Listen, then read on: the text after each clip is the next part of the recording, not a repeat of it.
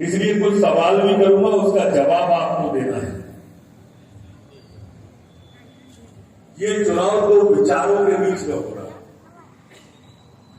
और खासकर आपकी विधानसभा में तो और ज्यादा ध्यान आप कार्यकर्ताओं को देना है, क्योंकि आप सब जानते हो कि सनातन से नफरत करने वाला व्यक्ति कौन है। आप नाम लेके बताओ। बस यही मूल चीज है इस चुनाव में। आपकी अस्मिता पर चोट करने वाला अगर कोई काम करता है तो वो दिग्विजय सिंह। जाकिर नाइक को शांति दूत कहने वाला आदमी कौन है बताओ। दिग्विजय सिंह। पाकिस्तान जिंदाबाद के नारे उज्जैन में लगे, लेकिन काजी साहब जिंदाबाद के नारे जिसको सुनाई दिए उसका नाम क्या है बताओ। दिग्विजय सिंह। भगवान राम को काल्पनिक वाले व्यक्ति का नाम बताओ। दिग्विजय सिंह। रामलला की मूर्ति में खोट बताने वाले व्यक्ति का नाम बताओ। दिग्विजय सिंह। भगवान को आतंकवाद बताने वाले व्यक्ति का नाम बताओ। दिग्विजय सिंह। हिंदुत्व को धर्म ही नहीं मानने वाले व्यक्ति का नाम बताओ। दिग्विजय सिंह। मैं आपका ध्यान धीरे धीरे उस तरफ ले जा रहा हूं कि ये व्यक्ति कितना घातक है सनातन के लिए। मेरे दोस्तों, जब सनातन पे चोट होती है ना, जब सनातन पे चोट होती है और जहां जहां हुई है वहां वहां संपत्ति लूट ली जाती है, मकान जला दिए जाते हैं। ये उन्हीं के पैरोकार है। पर इसका उदाहरण हमारे यहां पर सबसे बड़ा उदाहरण कश्मीर है। दो प्रांतों में चुनाव हुए। एक प्रांत के अंदर चुनाव हुआ आसाम में पिछले साल, एक प्रांत के अंदर चुनाव हुआ, वो चुनाव हुआ पश्चिम बंगाल। आसाम के अंदर जब चुनाव हुआ तो वहां से घुसपैठिए भगे, क्योंकि वहां भाजपा जीती, और पश्चिम बंगाल में भाजपा हारी तो हम लोगों ने पलायन किया, हमारे लोग भगे। ऐसा ही है कि नहीं है? ये विचार कर अब ध्यान से इस बात का। आज दिग्विजय सिंह जी कह रहे हैं कि मेरा आखिरी चुनाव है। अब इनके आखिरी चुनाव के लिए हम अपनी आने वाली पीढ़ी को दांव पे लगा देंगे, ये क्या? क्योंकि जब ये कुछ करने लायक थे तब इनने कुछ किया नहीं, और अब तो ये करने लायक बनने वाले नहीं है, विपक्ष के बनेंगे अगर बनेंगे। ऐसे ही है, अब तो ये कुछ कर नहीं सकते। ऐसा चुनाव कार्यकर्ता बंधुओं आपने नहीं देखा होगा।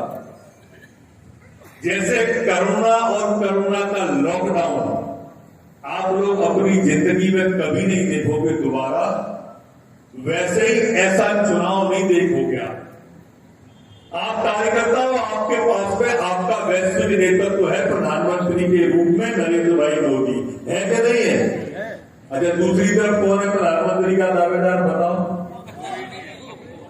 ऐसा चुनाव ही नहीं देखा होगा।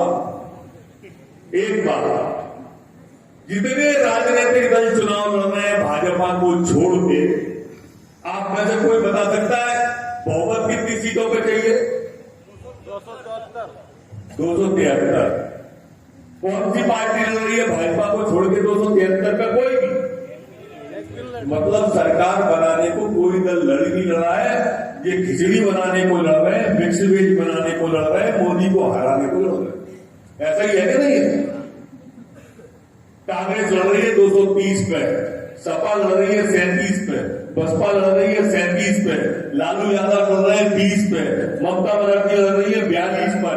42 से ऊपर कोई नहीं लड़ रहा, सब 42 से नीचे ही लड़ रहे हैं नेता। ऐसा चुनाव भी आपने नहीं देखा होगा। तो जीतने के लिए लड़ाई नहीं जा रहा, जो सरकार बनाने को लड़ाई नहीं जा रहा, जो हराने के लिए लड़ा जा रहा है, उसमें से एक दिग्विजय सिंह उसी में से है। मेरे कार्यकर्ता बंधुओं, पिछले 10 सालों का तुलना और पुरानी सरकारों की तुलना आप करोगे तो आपको लगेगा कि 10 साल में मोदी जी ने कितना बड़ा परिवर्तन ला दिया।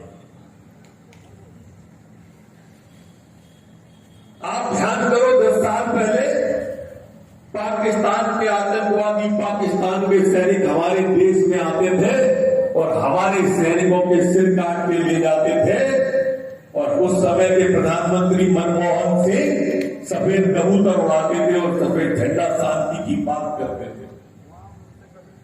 मोदी के आने के बाद में उधर से गोली भी आती है तो इधर से गोला जाता है, गोला।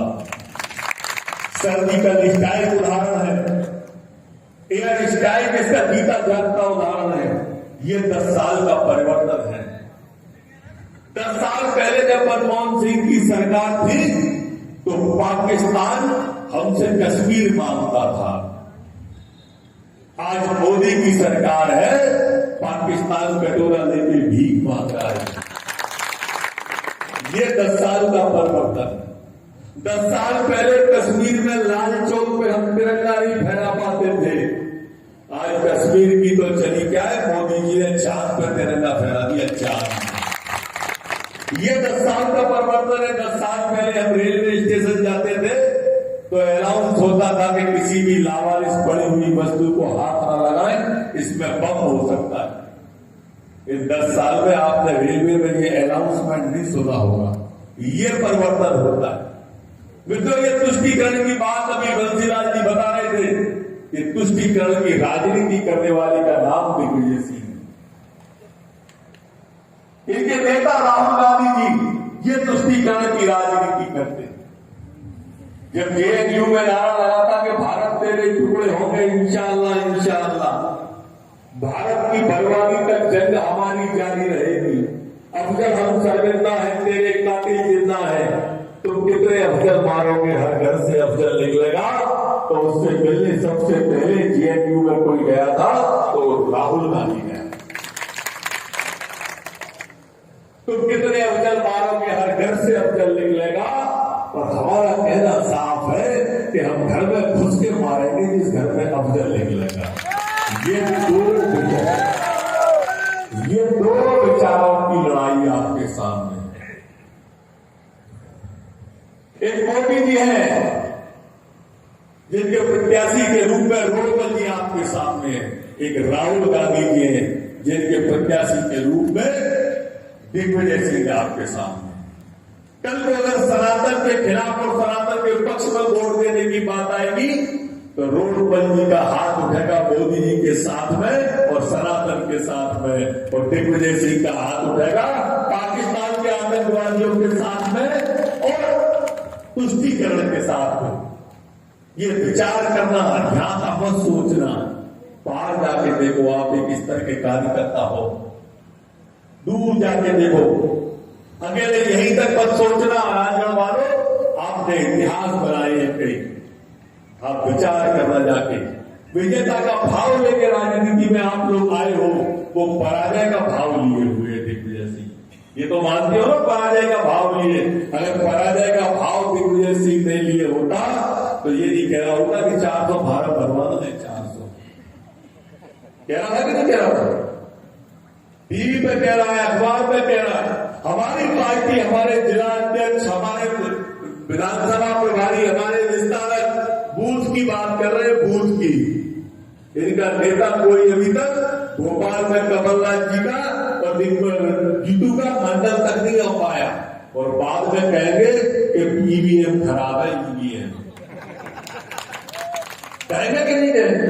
ये हार की गारंटी है दिग्विजय सिंह की। ये 400 फार्म भराने की जो बात कर रहे हैं, बार बार ईवीएम पे सवाल उठाते हैं। अगर ये जीत जाए तो ईवीएम ठीक है, पिछले चुनाव में इनकी सरकार बन गई तो ईवीएम ठीक है, अभी तेलंगाना में इनकी सरकार बन गई, वहां ईवीएम ठीक है।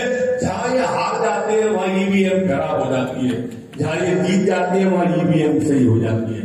दिग्विजय सिंह जी मेरे मित्रों हर हाल में चुनाव रुकवाना चाहते हैं, हर हाल में कैसे भी चुनाव रुक जाए, इसलिए 400 फार्म भर दो, कभी 370 फार्म भर दो, कभी 380 फार्म भर दो।